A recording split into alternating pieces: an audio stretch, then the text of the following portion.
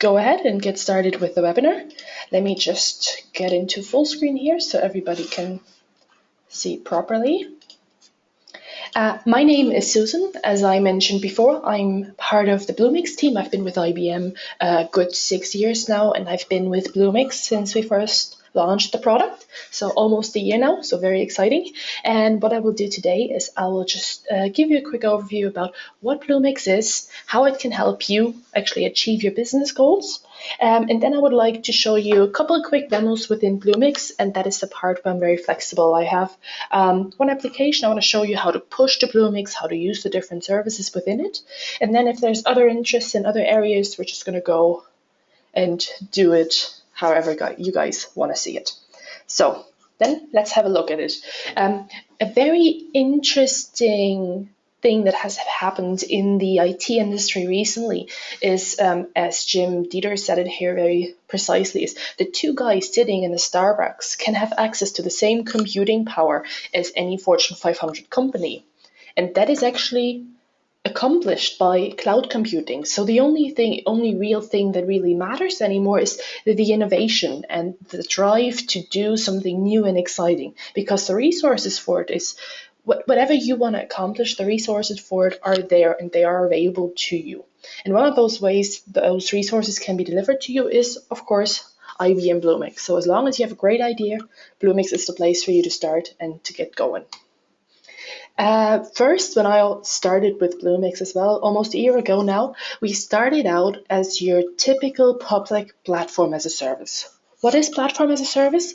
So if we imagine IT as it used to be, so we have the complete stack from our networking over to the hardware, to the virtualization layer, up to the operating system, middleware, runtime, until we actually have our application running on that.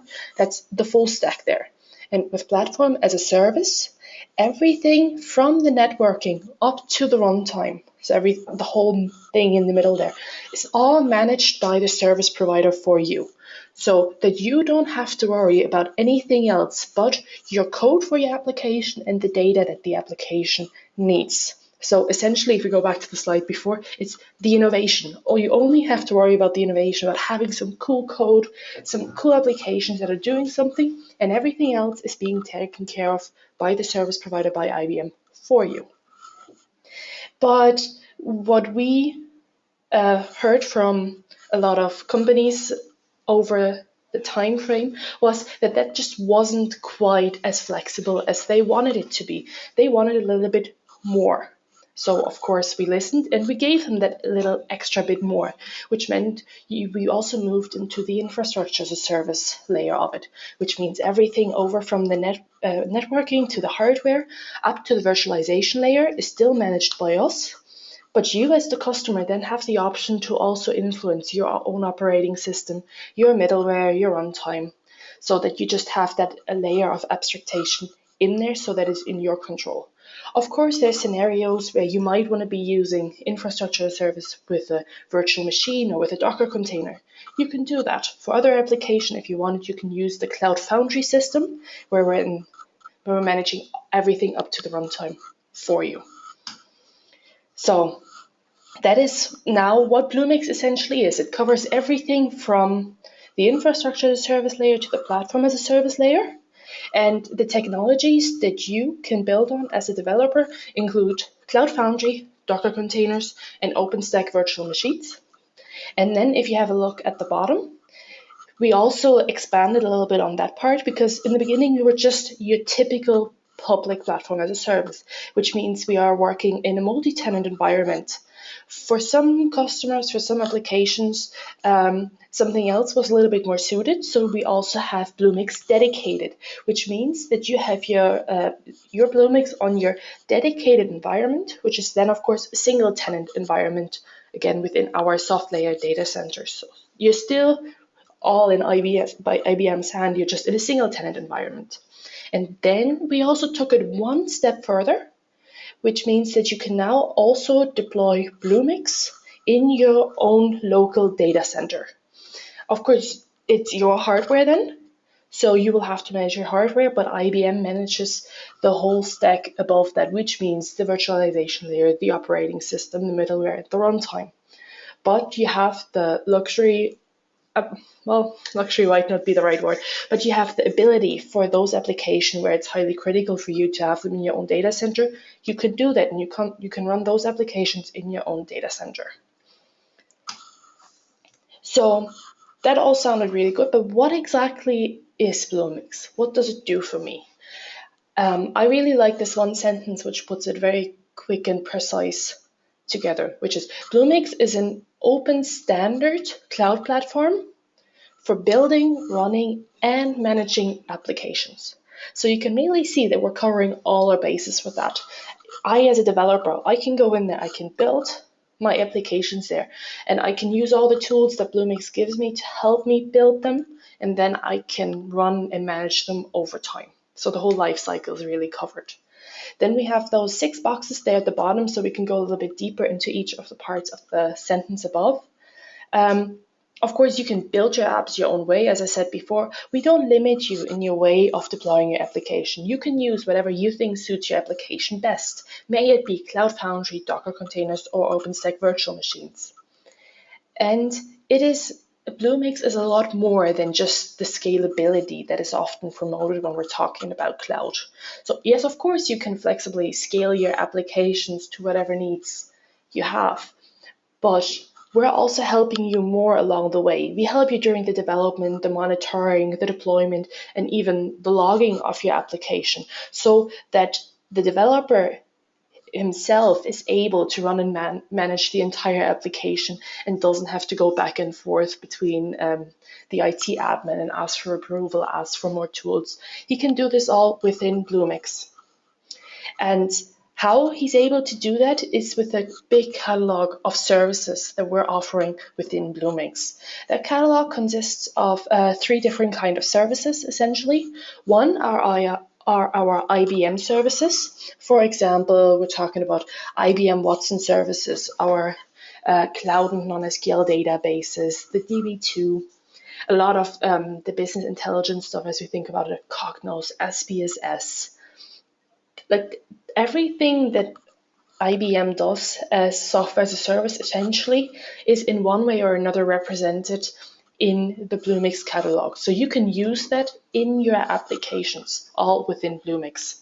The second category are our third-party provided services, which means if there's something that is very specialized. For example, we partnered up with Pitney Bowes because they specialized on working with GPS coordinates, and they do a lot of geocoding, reverse geocoding. So we have integrated their services into our catalog so that the developers can use Pitney Bowes services within Bluemix, and it's right there at your fingertips. And we partnered with a lot of other partners there as well. For example, Twilio, SendGrid, Pitney Bowes, as I mentioned before, Blazemeter. There's a whole bunch of them, and we'll have a look a little bit more detail later on when we'll actually go through the catalog. And then the third part of the services are the open source services, because Cloud Foundry, of course, is, as I said before, an open standard project that IBM has been heavily involved with. And as any other open source project as well, there's a really dedicated developer community behind it. And they, of course, already developed a certain amount of services for Cloud Foundry, and those are also available to you within Bluemix. One of the services, like a category of services is what I would call them, that are also developed by IBM, go into our 4th box there, is that Bluemix allows you to manage and deploy hybrid applications seamlessly. So we actually give you a handful of services that will allow you to integrate with your on-premise data that you have running in your own data centers or your own local machines.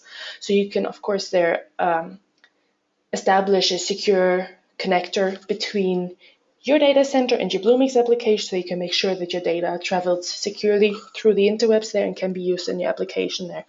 And the services we have there are really easy to use, they're straightforward, and they actually make for a very pleasant experience when you want to build hybrid applications. The other topic, of course, is security, which is always a big topic when we talk about cloud. But with Bluemix, we have the pleasure of being in the SoftLayer data centers. SoftLayer is an IBM company, and they Before IBM bought them, they were probably one of the biggest players in the infrastructure as a service industry. And now, since they partnered with IBM, we've of course been working with them a lot and actually even more increasing the level of security that is there, just from a physical security standpoint, and then of course IT security. So if we're talking about a cloud data center anywhere, I can guarantee you that the SoftLayer data centers are the most secure ones out there. And on top of that, we also provide a handful of tools that you can select out of the Bluemix catalog, which will help you to secure your application in itself, which of course means user authentication like single sign-on or other services that we offer there. And last but not least, this all comes with a very, very flexible pricing model. So if you just want to prototype a bit, want to try it out, see if it's a fit for you, you can do this absolutely free on our pay-as-you-go plans because you have a free tier in there.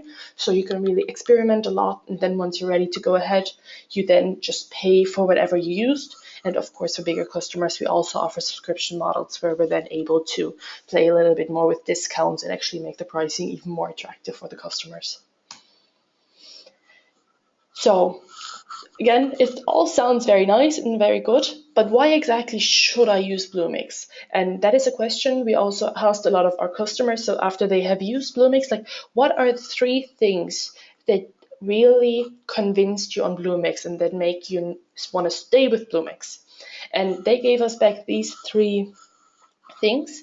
And one of them is the ability to really decrease your time to market.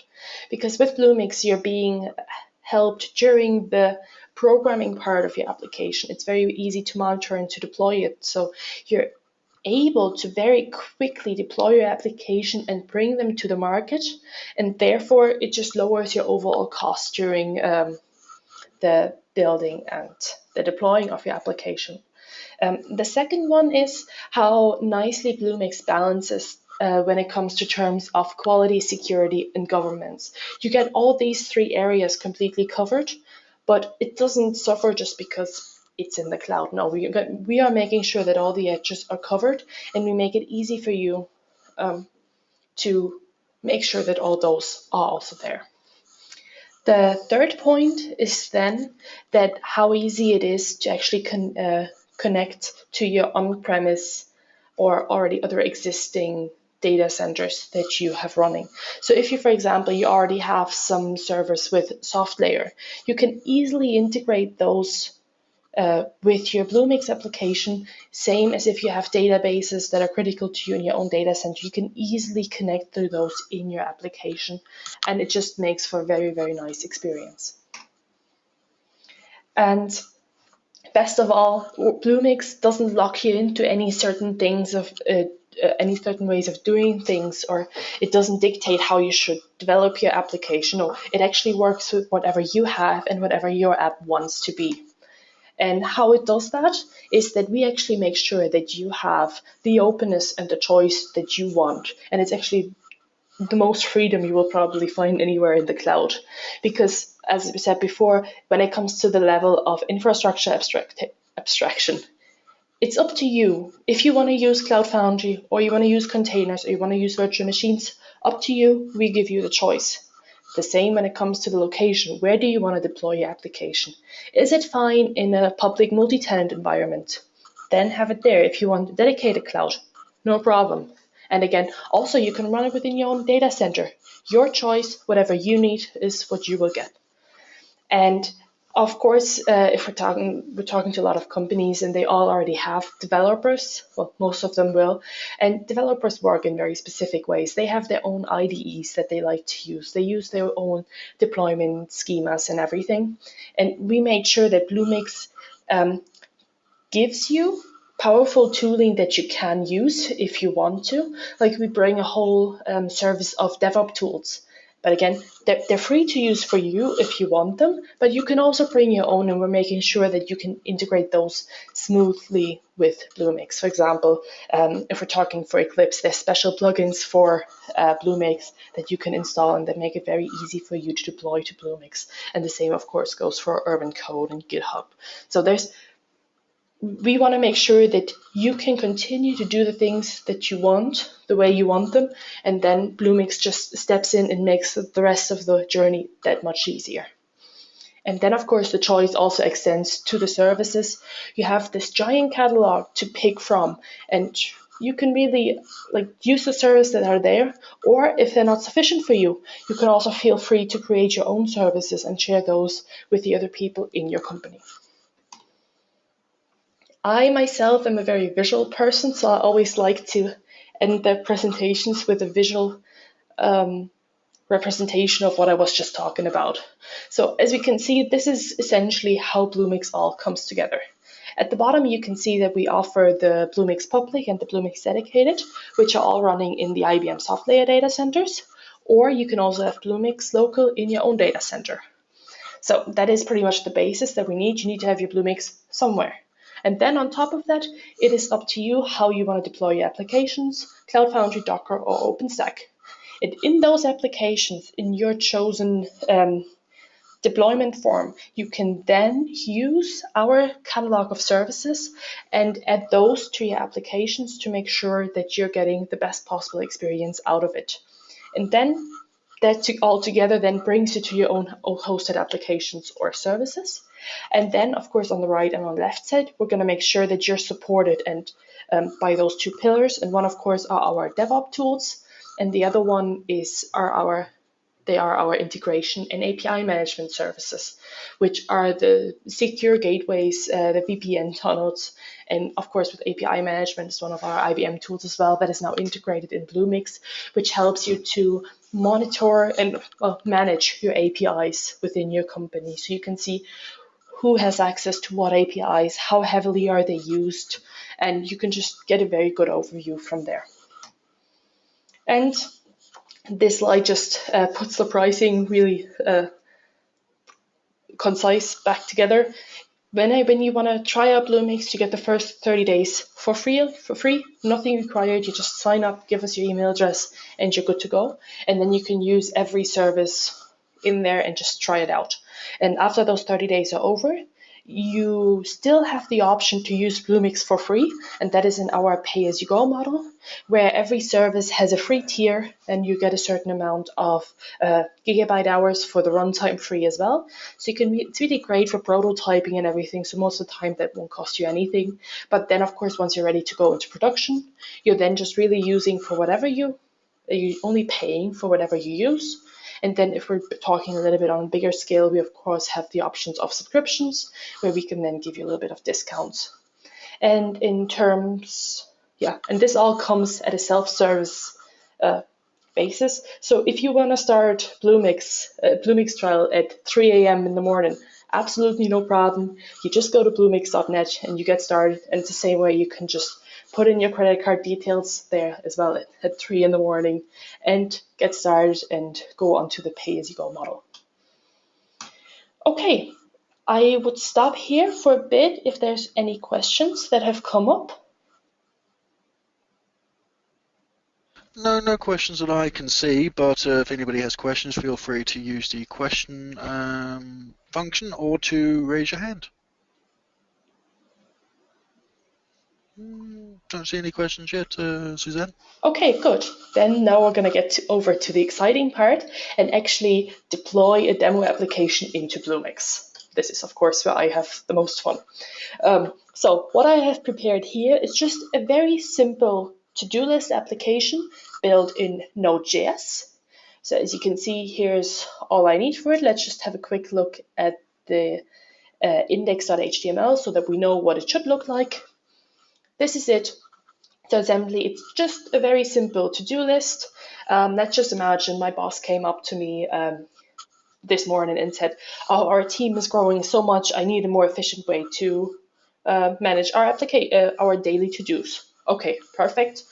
So I'll just have this really quick to-do application. Everybody can go in there, type in their to-dos. Once they're done, they can mark them off, and then we can also delete them should need be. Very straightforward. This is all good, and the application all works, but only on my local machine, which isn't good if Alex wants to enter a new to-do or check one off.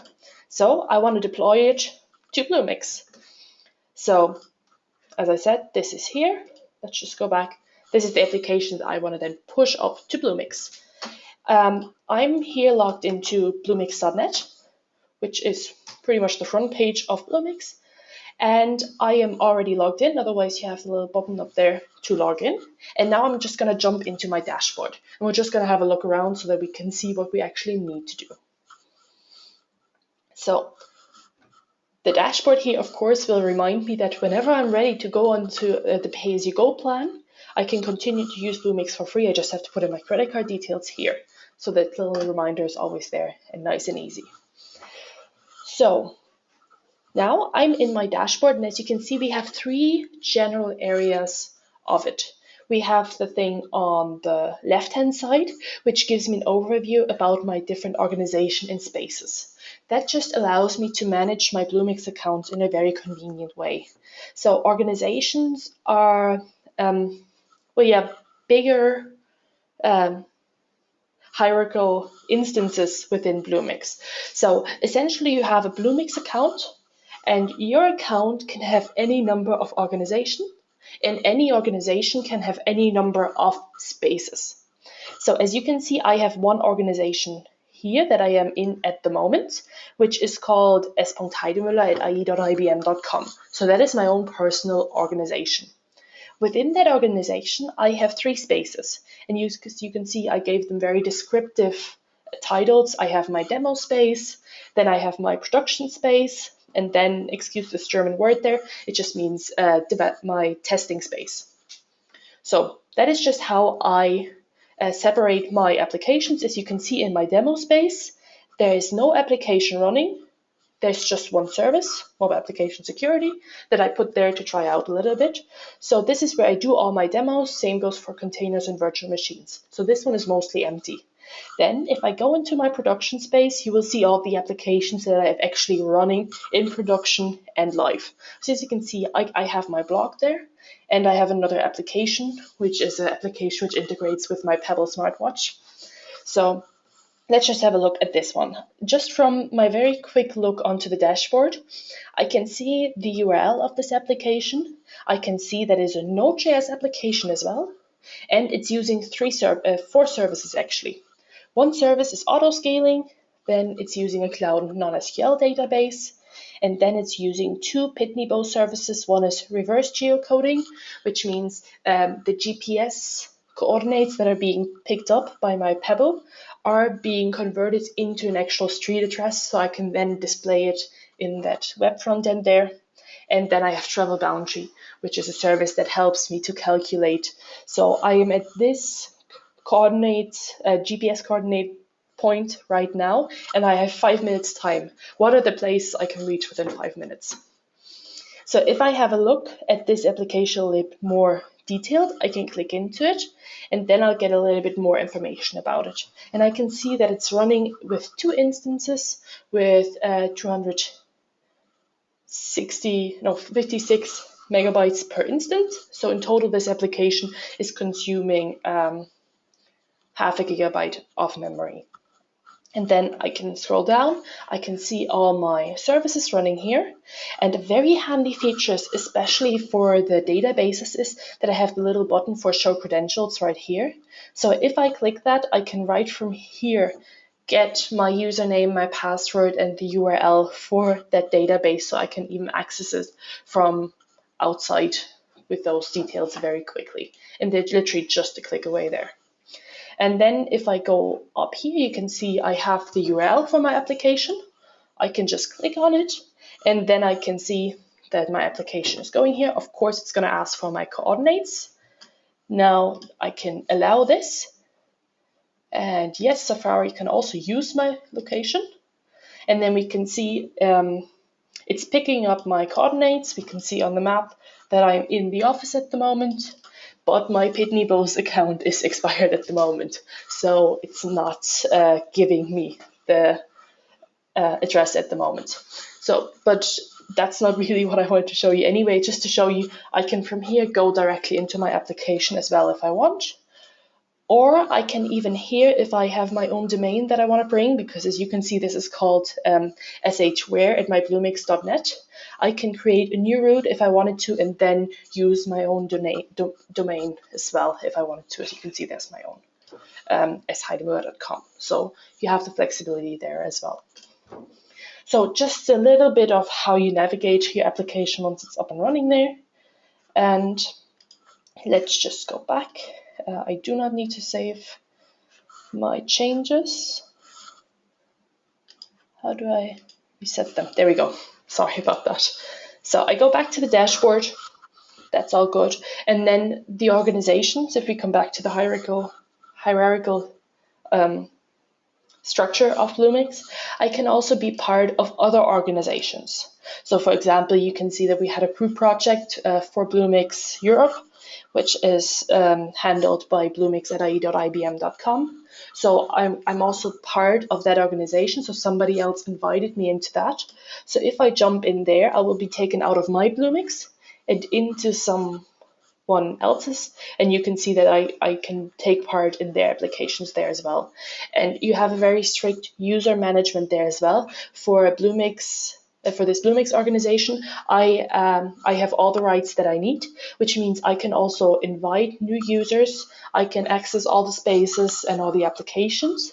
But of course, you can also continue to give out limited access. For example, you can only invite people to certain spaces of an application. For example, if you have two teams at the moment working on two different applications, you can, for example, then let Tim and Anders work in project A, and they're only able to see space A within Bluemix. And then if you have two other people, they will only be part of project B and therefore only see space B.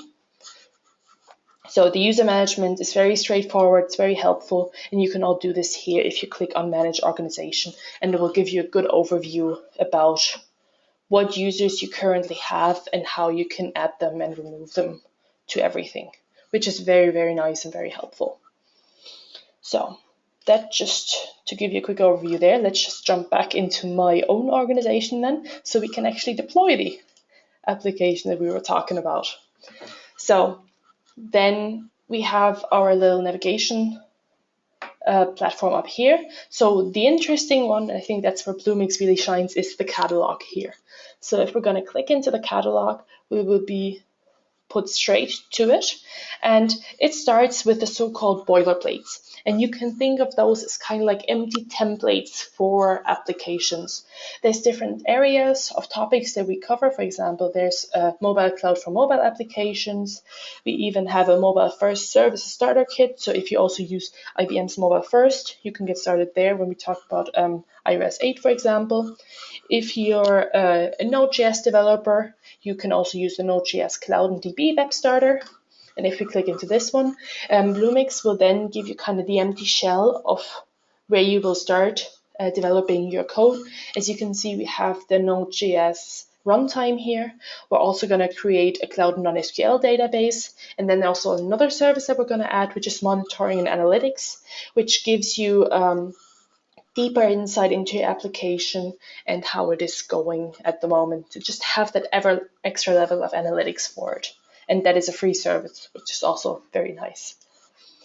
After the boilerplates, we then just have a quick run over for the runtimes. You can of course also choose to just deploy an application without any services attached. And if I want, for example, deploy a Go application, I can just go in here, select the space, give my application a name, create it, and then I also already get the empty shell of a Hello World website in Go, so I can also then download that and start coding from there if I wanted to. That is just something you can do. Again, you don't have to do it. The way that I'm going to do it for my to-do list is, of course, I already have all the code here. So all I really need to do is to push it up to Bluemix and get it ready there. But as a to-do list has a lot of to-dos. So I need to store those somewhere. So I'm just going to go through the catalog now and look if we can find a suitable database to store my to-dos. And while we go through the catalog, we can also explore a little bit more. And we can see that we have our big amount of Watson services here, and most of them are in beta, which is in a way really good for Watson at the moment, because it means all those services are free for you to just try out and play around, and there's a lot of interesting stuff you can do there, so I can only recommend that. Then we have a category for services specific for mobile applications, for example, push notifications, or as I mentioned before, Twilio, if we talk about texting features, or now I think Twilio even announced video telephony, all that stuff sorted there for you. Then we have the next category, which are our DevOps tools. Autoscaling is one of them, and we're actually going to use it in our to-do list as well. Autoscaling just allows me to, scale my application based on the needs of the application. So I can dynamically enter policies in there, and I can say if my application is 80%, if one of my instances of my application is 80% used, then I want to start up a new instance of it so I can make sure that I can cater to all my customers. So, and then of course you have monitoring analytics. We have some testing tools in place, meter load impact. Then the next big category is web and application. So that is really just everything that you can really dream of is out there. We have MQ-Lite services in there, session caches and data caches, if that's what you need for your application. We have the Pitney services for geocoding. We have SendGrid if we talk about mass emailing. We even have a couple of services in there which will help you to make very intuitive user interfaces with Dreamface and React. We even have a streaming service in there with Ustream. So very exciting stuff, and I can pretty much guarantee you whatever you really need in your application, Bluemix has it in there for you somewhere. Then we have the integration services, which will help you to, one, manage your APIs with API management, and the other one's cloud integration and secure gateway, help you to set up a secure VPN tunnel to communicate with on-premise data to your Bluemix application. Then we have our big portfolio of different databases. So that is where we are going to stay here for a second, because I'm looking for a database for my to-dos. And I think I'm going to go with my cloud non-SQL database, just because it's very easy for me to work with it, and that's just how I set up my code with a non-SQL database. But I could also use a normal SQL database with IBM. There's Elephant SQL if you're looking for Postgres, and a MongoDB as well. So really, whatever you need, we have it in there. And then if we go a little bit further down, we have a couple of big data services, the security services I was talking over before, and then we have business analytics and Internet of Things. A lot of interesting stuff there as well. And if you just want to know a little bit more about something, for example, predictive modeling, you just click onto the service and you will prod into the thing, which will give you a small description of it, so you can see what does the service actually do. You can see the pricing model of it, and then you can from there even jump into the documentation. And the documentation of Bluemix really helps you to get started with everything. So this one is even called Getting Started with Predictive Modeling, and it gives you the overview about what's going to happen. It will explain to you how you can use it within Bluemix, how to access it and everything. And then there's even full tutorials here, for example, for Node.js. You have the API references to play around with it, and you can see what runtimes it is compatible with. And as you can see here, it's compatible with all the runtimes. So very good documentation that will help you out a lot there, and we have that for every service. So, but I wanted a cloud database, so I'll just scroll up again until I have my non-SQL cloud database. Perfect. So same here again. I have my descriptions. I even have a couple screenshots so I can see how my database is going to look. And then I have my pricing plan there, and I can see that I get the 20 gigabytes for free. And then I get 500,000 light API calls. Light API calls is what we are mostly read calls, and then the heavy API calls would be write and update commands. So as I can see from here, this is what I get free per month. So that is perfect for what I need for my application. So I know my application is most likely going to be free, my to-do list at least. Perfect. So I want to create this service now. I can choose what space I want it in. I'm currently doing a demo, so it needs to be in the demo space. And there's no application yet in that space, so I'll leave this service unbound for now. And now I just have to give it a name. And the name is whatever I'm referencing within my code, how I address the database. And I have that here in my manifest file. So if we just have a look in here, I'll talk a bit about the manifest file later on, but we can see that I gave my service a name, and that service is to-do minus couch minus db. So I'll just copy that, pop that over here. And now all I need to do is click create, and now Bluemix is doing the work for me of setting up the database. And I can then just wait until it's done. Doesn't take a lot of time, and as soon as it's done, I'm being brought to the dashboard for Cloud. I can launch it from here. It gives me a little bit more info. It's not what I need right now, because that is all work that I could do myself, or could Bluemix do the work for me. So I'll just jump into the dashboard, and then I should be able to see that if I scroll down in Cloud Foundry, still no application, but there is my to-do database. Perfect. So now I have the I have whatever I need to get started from now.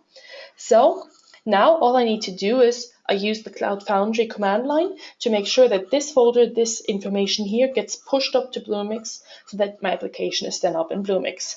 So I'm going to open up my terminal and I'm going to log into Bluemix. So I use Cloud Foundry for that. CF login will connect me, and as you can see, my API endpoint is already set up with bluemix.net. So I now just use my Bluemix credentials to log in here. And I hope I remember my password. Yeah, looks good. Perfect. And now I go through my hierarchy again. I know it's in my own organization. The space that I want is demo. So it's number 2. And now it will just confirm that I'm logged in correctly. I'm logged into Bluemix with the correct user and the correct organization in the correct space. Perfect. Now I just need to find the folder where I have my coach, and that's in work, Bluemix. Let's go over there and see where I have it. It's called to do. Perfect. And now we can see what I have in here. I'm in the right folder. I have my README at my server.js, and I have the manifest file. So now all I need to do is I type in cf push, and that is a command which will tell Bluemix or Cloud Foundry to take my local code and put it up there. So we can see a little bit what it's doing there. We can see that it's using the manifest file, and it's taking the information out of the manifest file to do its job. So we can see it's creating the application with the name I gave it. It's creating the root so I can access it. And now it's actually binding the root to the application. And then as it goes further, we can see that it's uploading the data. And then it's actually taking the service that I already created in Bluemix, and it's binding that to that application. And now it's just going to start the application up. And while that's happening in the background, normally takes about a minute or 2, it's not that long, we're going to have a look at the manifest file to see what's actually going on there. So the manifest file is kind of like the how-to file for Cloud Foundry. It will tell Cloud Foundry what I want it to do. So I have my application there. I give my application a name. Again, normal stuff. Don't use spaces, use underscores when you can. And then I give it a host name. And the host name is always what is put in front of .mybluemix.net. That's just how we standardize it in the beginning. So you always have to make sure that your host name is unique, same as any URL has to be unique. And then I'm actually giving it the Cloud Foundry command, which means set up a node server, and I want the Cloud database with it.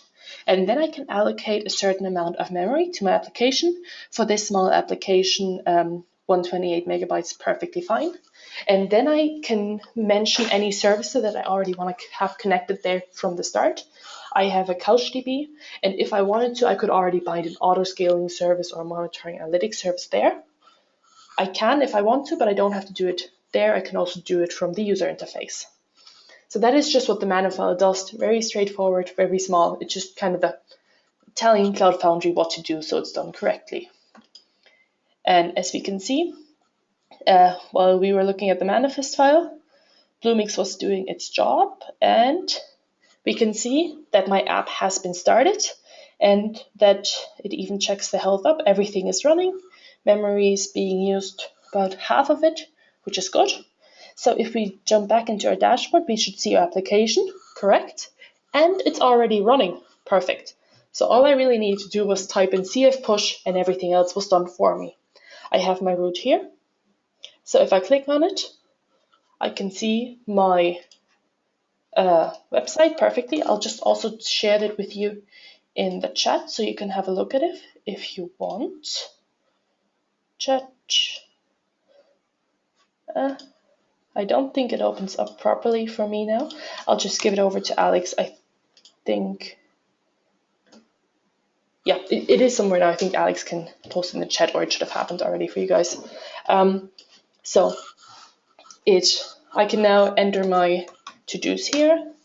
I can mark them, completed. I can delete them if I want. And I also have my option of selecting. I only want to look at done to-dos. Like a very simple, straightforward to-do application as you would imagine it to work. And it's working fine to what I need. But now, as I said, this is an application for my team, and my team is going to grow a lot in the future. So of course I want to leverage the tools that Bluemix gives me there to automatically scale my applications, which is perfect. In general, I always want to have at least 2 instances of an application. So I'm making sure that should one instance crash for one reason or another, I always have a backup one, so I'm not going into any downtime. So I'm just going to increase my number of instances, and all I do is click up the button, I save it, and now Bluemix is going to start up another application while my first one is still running. So I'm not even experiencing any sort of downtime while I'm doing this. So perfect. So while that is happening as well, I can now see that I have the option to add a service or to bind a service. The difference there is very simple. It just says adding a service means I'm going to go to the catalog and create a new service, and binding a service means I already have created the service. It's already in my Bluemix account, so I can just then bind it and connect it to my application. But I want to add a new service because I want to add auto scaling. I'm just going to use the search function up here because it's very handy. So I have auto scaling, and as you can see, it's already adding this to my application, so everything is already preloaded here. All I need to do is click create. Now Bluemix is creating the service for me and is already binding it to the application. But of course, to make that connection properly able, we need to restage it, which is fine. That's what we're going to do now.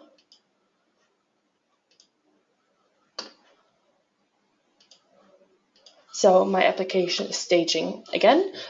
While that is happening, I can now go into my auto-scaling service and configure the policies I want for it. So yes, we can see at the moment there are no policies defined because I just created it. So I can go in here. Yes, default policy sounds good. And now I can see that I have all the options I want here. I can say I always want at least 2 instances of my application running, and I want to be able to scale it up. And the maximum amount I want are 10 instances, just for example. This is really your control. You can do whatever you want there. And the first rule I have is based on memory. So I can see that I can decide to scale out or scale in, and I want to scale out, which means increase the number of instances. If my memory utilization exceeds 80%, that's good. Then I want to up it by 1 instance. And then I also want to scale it down once the memory utilization is below a certain threshold.